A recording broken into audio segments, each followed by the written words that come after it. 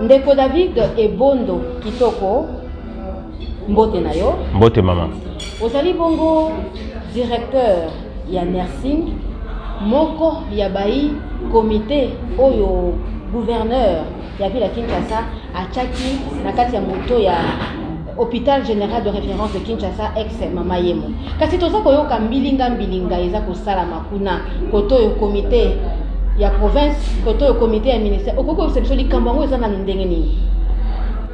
Merci maman pona mutuna na yo. Na koloba ete mbilinga ezali lelo ezali likambo ya kala. Eza mpe likambo ya ngobila te. Bien sûr ngobila po ya aza l'état. Likambo ya Mama Yemo eumeli po Mama Yemo eleki na ba étape ebele.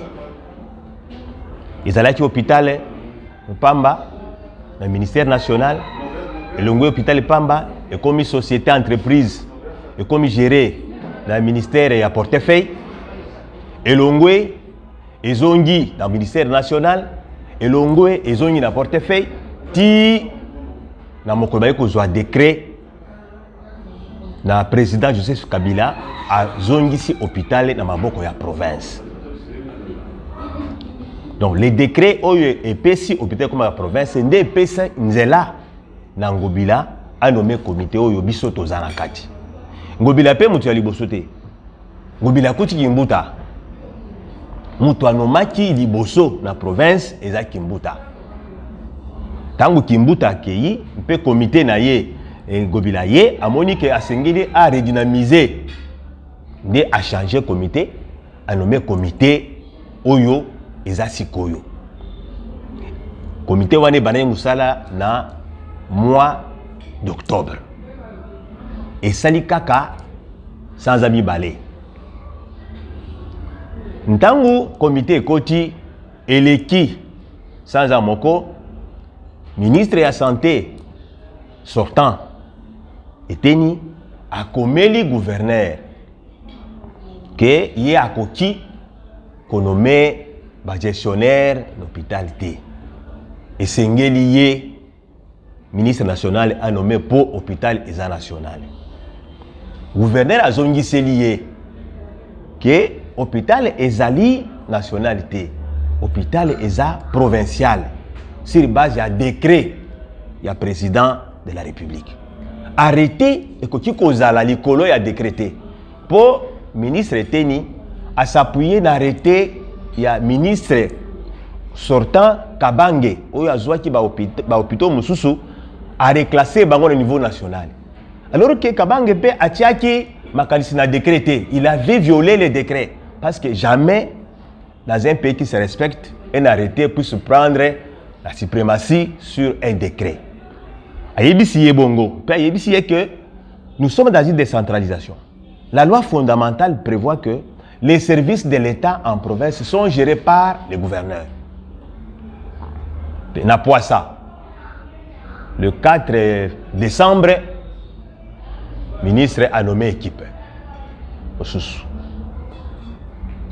C'était un certain vendredi. Samedi, il y a un pour installer équipe. Que c'est vous qui allez travailler. Tout a commencé là-bas.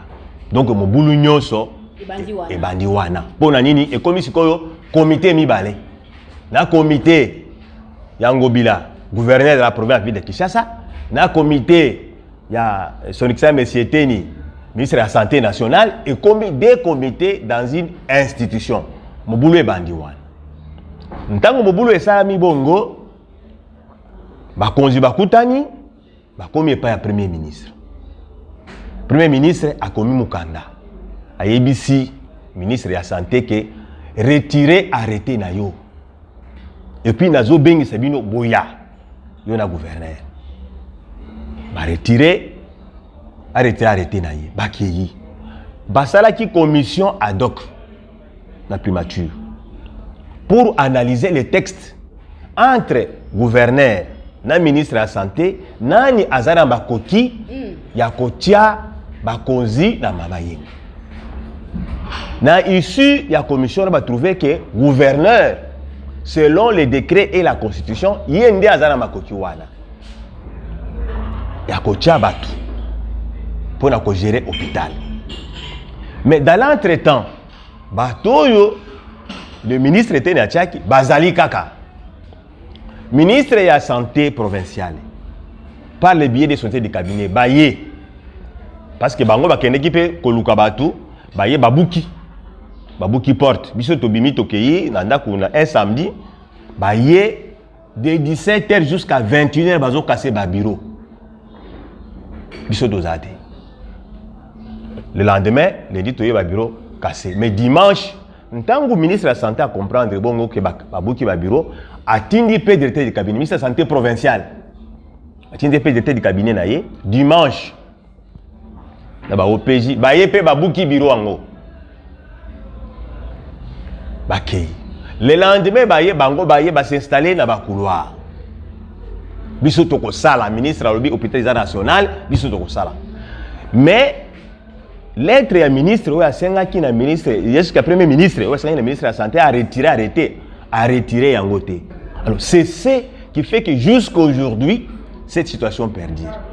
Alors jusqu'à la dernière minute on a trouvé que makambo nyonso ezana boko ya province, c'est la province oya sengi ko gérer hôpital. Procureur général de la République a réquisitionné commissaire général de la police de la ville province de Kinshasa. Na makambo le kaki le 17 parce que le 17 ministre provincial via société du cabinet baye ko réinstaller équipe na biso. Ba soda bayaki wana. Oui, ba soda bayaki wana. Pour parce qu'il y avait des inciviques qui jetaient des pierres, alors baye ko réinstaller équipe. Après avoir commencé la réinstallation wana, équipe c'était déjà les après-midi. Mais les inciviques sont venus baye ba casser bureau du médecin directeur, ba buki ba kiti, ba tombi ba piné. Alors information wana et comment qui peut tina ba cause. Dès le 18 février 2021, procureur a réquisitionné commissaire général de la police que Kende au vérifier information wana on a vu qu'il y a des inciviques bazali ko saccager bureau kwa l'état. Yami balé ceux qui est solo au kangaba o nyons ba fauteur de troubles. Pessima au pesanga rapport. Réquisition wana et comme libiso le 18. Alors donc il se présenter par le commissaire général Tini biso et pas ya collaborateur na ye pour préparer ordre d'émission. Ordre d'émission et salami ba pesi policier pour accompagner l'équipe parce qu'il y avait déjà une insécurité sans que ça n'a été même directeur de cabinet ya ministre provincial babuka ki paraprise ya mutuka na ye même daf auto zana ye na équipe babuka ki paraprise ya mutuka na ye inspecteur ya santé yaki pour la cérémonie ango beteki bango mabanga tokei na équipe ya police toye. C'était aussi encore tard vers 16h.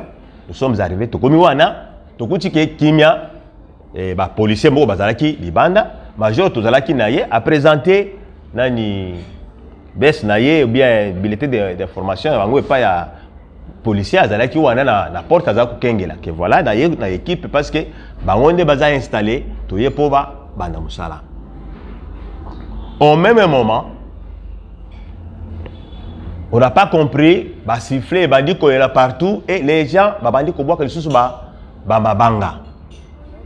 C'est comme ça que major le baki non tozonga toke ndiko pesa rapport et pas ya mokonzi atinda kibiso sima toko yeba loko limususu ya kosala na sima yango tozonga ki bozongi mais situation toko ikolomeza ko demeurer kaka chaotique pote lobi tozalaki na mama yena bato o tokutana kina bango o to bazalaki sur place wana bango balobi ete bango bazali ko constituer lokola base lokola bazali ko constituer base bazali na posa ya équipe oyo gouverneur Ngobila atiete Pour nani pamba te hôpital maman yé mozali tertiaire. Yo pesi biso déjà le bien que ezaki déjà na arrêté mo c'est salama qui tout ça et tout. Kasi. Boza ko kana ko sala nini. Bon, au moni hôpital les a politique té. Hôpital les a administration. Ce qui bolobi base au côté na politique. Mais hôpital les a politique té les a administration. Pouvoir ya hôpital et bandaka na base té et bandaka na sommet. Mais pouvoir et la politique est bandaka na base.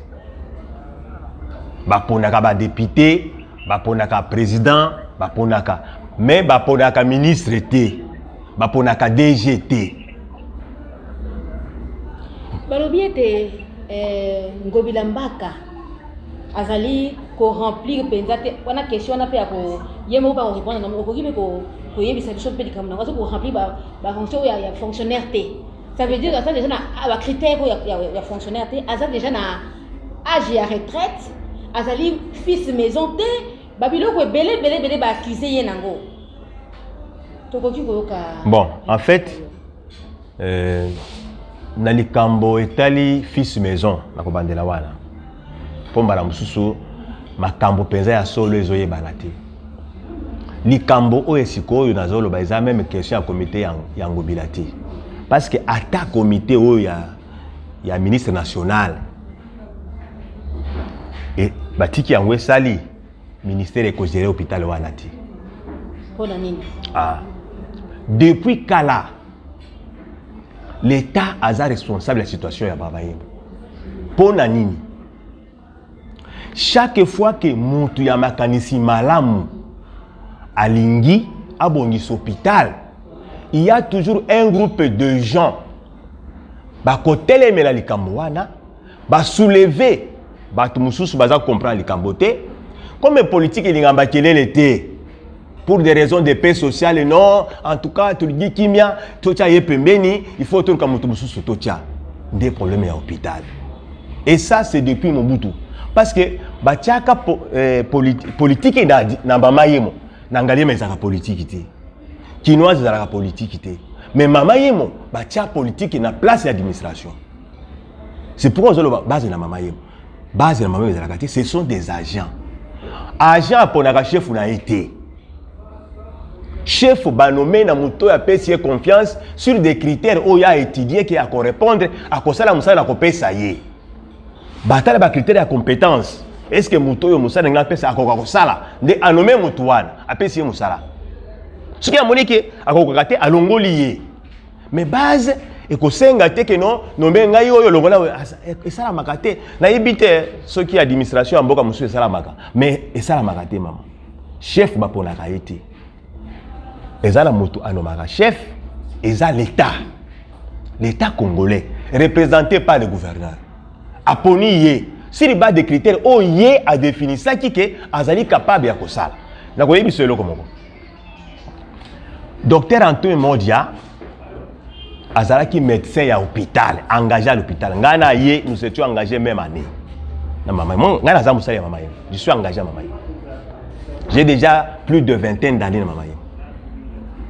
Et puis, Nazali, le premier délégué syndical principal à l'hôpital de Mobimba, issu des élections sociales. Nazali Makambo na Yebi. Modia aye. L'esprit a kobongisa. Hôpital wana est décentralisé.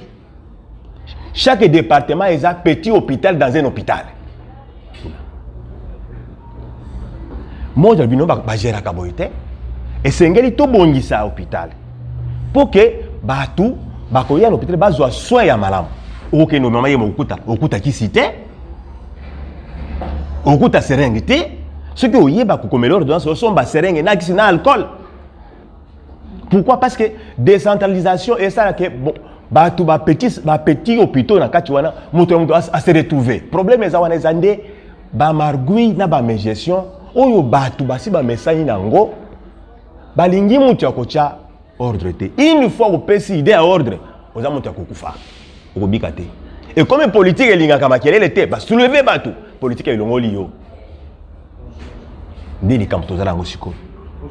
Moja fils maison à hôpital. Aye apesi fait des routes na ye. Mais moi, je sais qui 3 mois, et ça, quand le col en Gobila, ça qui 3 mois, ou un engagé délégué syndical principal. Na kenda tina président de la République, na tango ya musée. Na yebisi bango ke soki bolingi hôpital etambola, botika mwana mbali. Permettez tous les fauteurs de troubles. Eza batu basala mama yemo bien privé. Kuna, eza basala mama yemo bien privé. Ça dit bazoa hôpital en otage. Même je dis bien, je répète, même ministre national ceux qui a joué l'hôpital a géré en côté parce que dans ta Machako n'a pas géré l'hôpital. Machako n'a cerqué qu'on a les bossus à bâtiment Bakouli Machako. C'était le ministre national. Pour Nanini, Machako n'a pas de décentralisation. Ngobila Tangwaye, à ça l'état des lieux. Même chose à Pessifé des routes.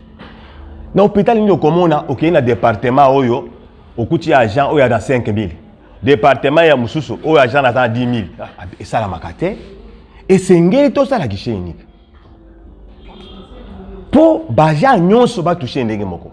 Wana liboso. Yami balé. Tarification hôpital. Et l'équipe Mutuya. Accouchement normal. Na cité. Si c'est cher, c'est 25 000. Mais na maman, ça fait $250. Césarienne, ils ont $500. Alors, hôpital à caractère social. Toyebi bozui. Oh, il y a peuple congolais. Ceux qui ont ok, kuna okuta ba pavillon tondi ba toazo kwa kobimate. Ba sengi 1 million oh depuis ba botaye. Nana simba ta 100 000 francs, mais sengi afuta 1 million, 2 millions, 3 millions. Il y a le bité. Il faut to fanda. To revoir la situation parce que hôpital est un hôpital à caractère social. Nde sika bitumbe bandi. Asali de moi. A bandi en octobre, décembre, ba destitué na ministre national o na nommé équipe nangai. En connivence na groupe, il y a lobbying, il y a batouana, ba anciens. Ce sont même des personnes qui sont retraitables. Mais bazawana parce que retraite na yité ba kokende bango mokoté. Ce sont eux bazana nasé baza kotindika.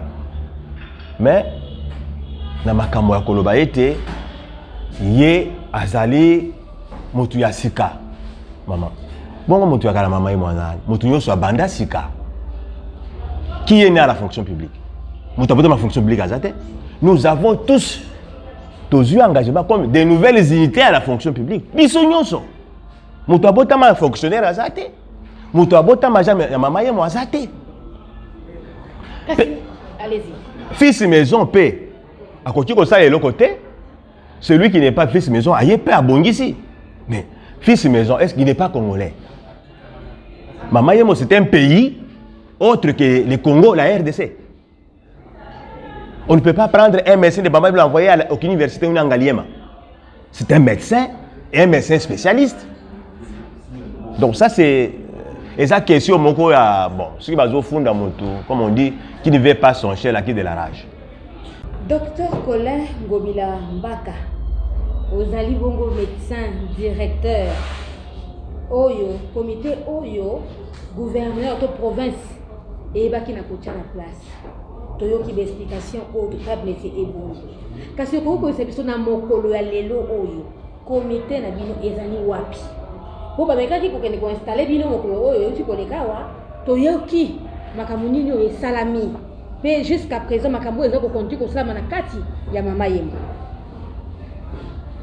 Ok, merci.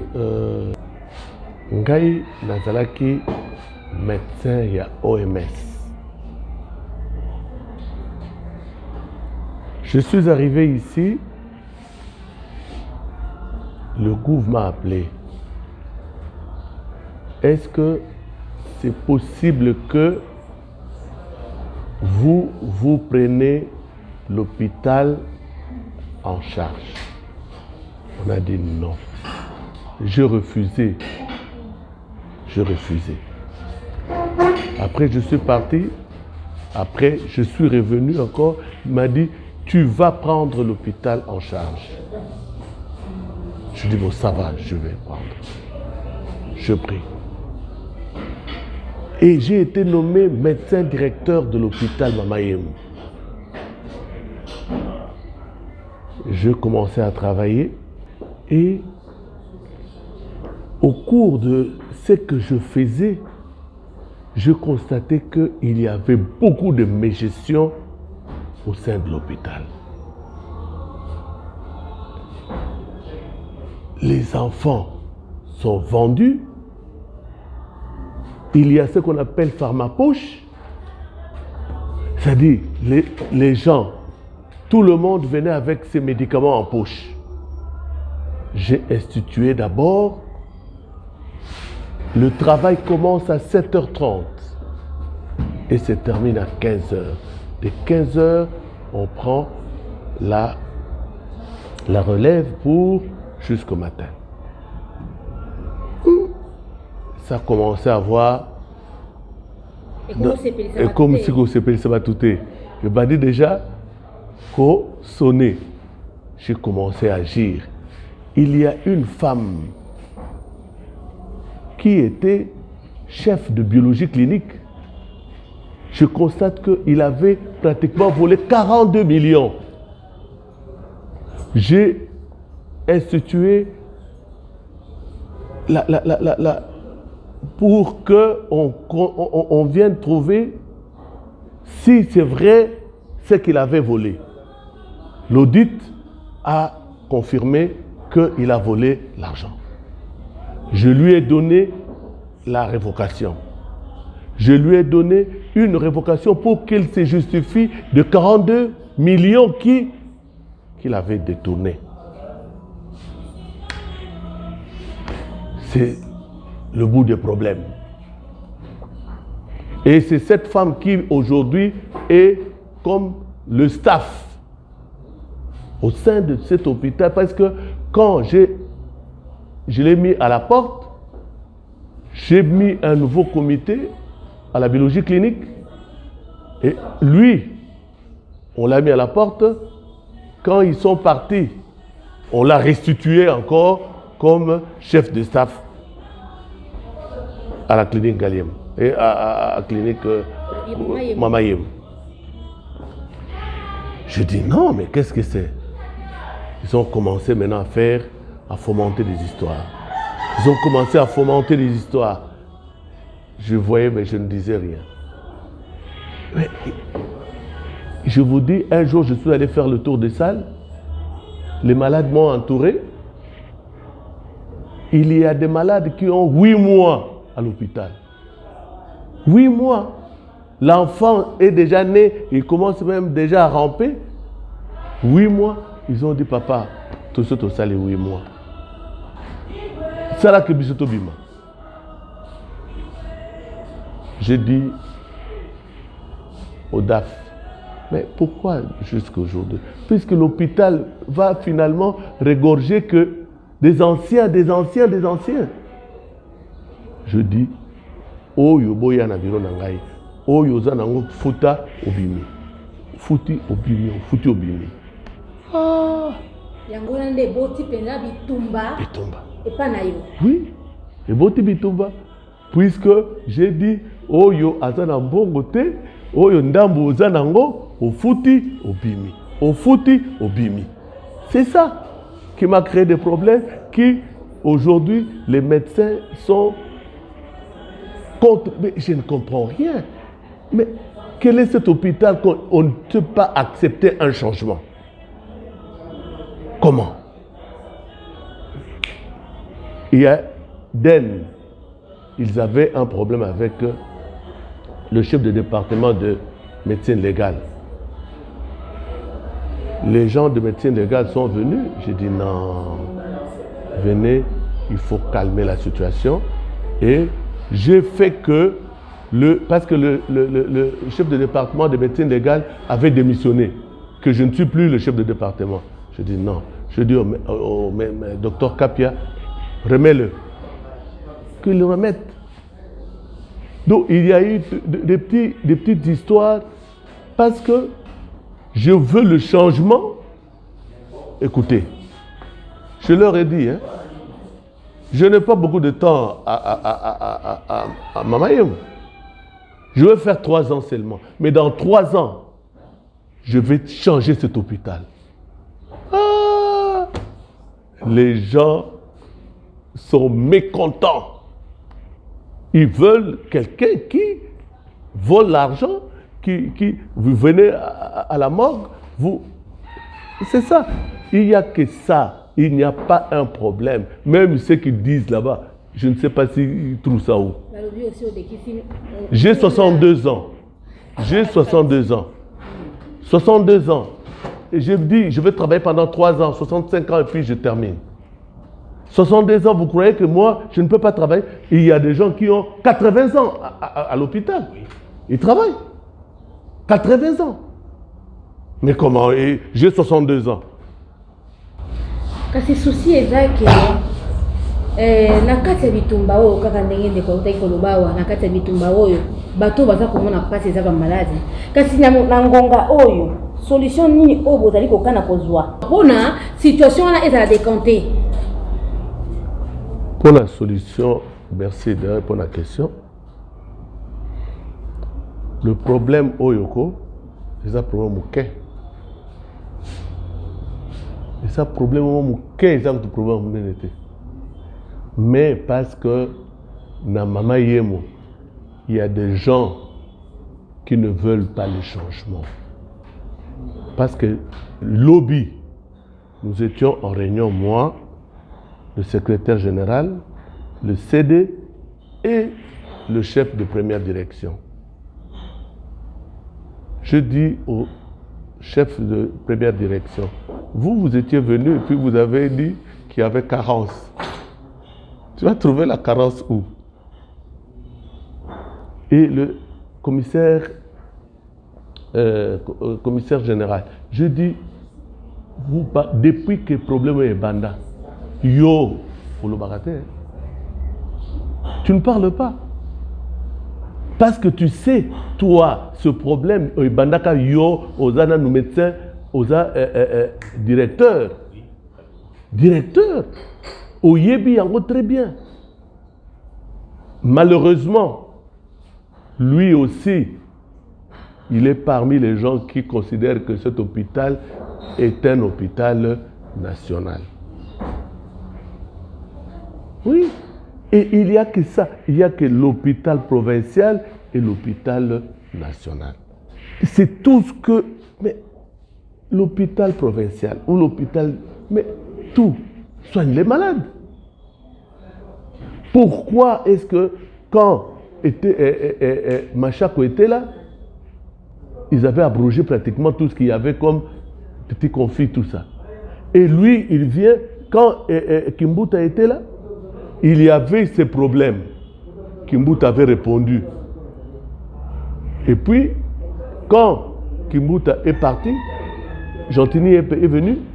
Maintenant, ils ont repris ce problème. Ils ont repris.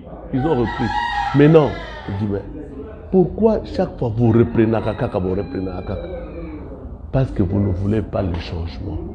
Et il n'y a pas un décret qui dit que l'hôpital ici, il faut seulement un natif de l'hôpital.